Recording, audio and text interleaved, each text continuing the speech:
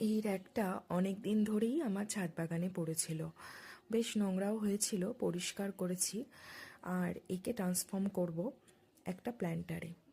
চলো শুরু করি। প্রথমে আমি তোমাদেরকে দেখিয়ে দিচ্ছি যে আমি যে প্রাইমারটা ইউজ করব সেই প্রাইমারটা।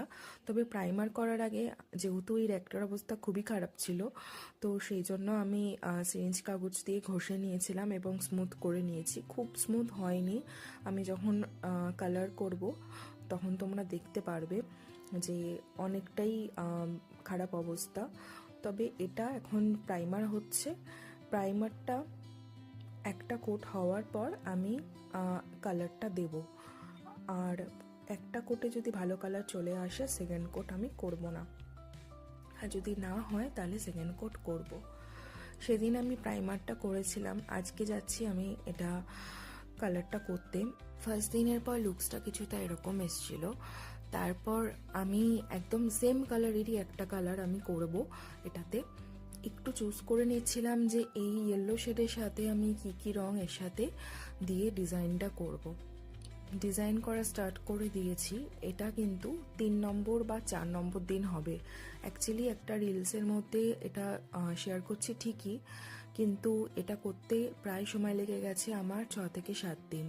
কেননা একটা একটা করে পার্ট হয়েছে, একটা একটা করে শুকোতে হয়েছে, আর তার পরের দিন করে বাকি জিনিসগুলো করতে হয়েছে। এটা আরেকটা দিন আমি বসেছিলাম এই সামনের এই লাইন ডিজাইনগুলো করতে। লাইন ডিজাইনগুলো কমপ্লিট করলাম। দেখো এরকম এসছে এখন আপাতত লুকসটা।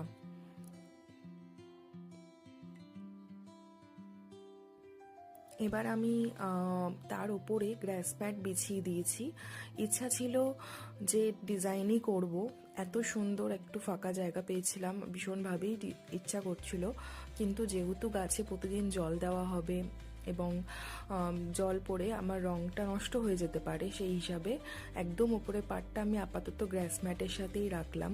আরেকবার দেখিনি যে বিফোর একটা কীরকম লুকস ছিল, তারপর তোমাদেরকে দেখাচ্ছি এই আফটার লুকটা।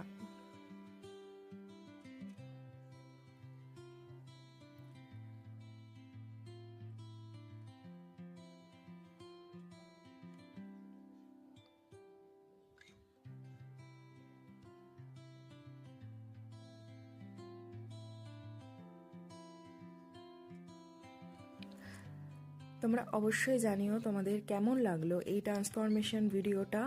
একটা ওয়েস্ট র্যাক থেকে প্ল্যান্টার কিভাবে আমি তৈরি করলাম, ভালো লাগলে অবশ্যই কিন্তু ভিডিওটাকে লাইক করে দিও।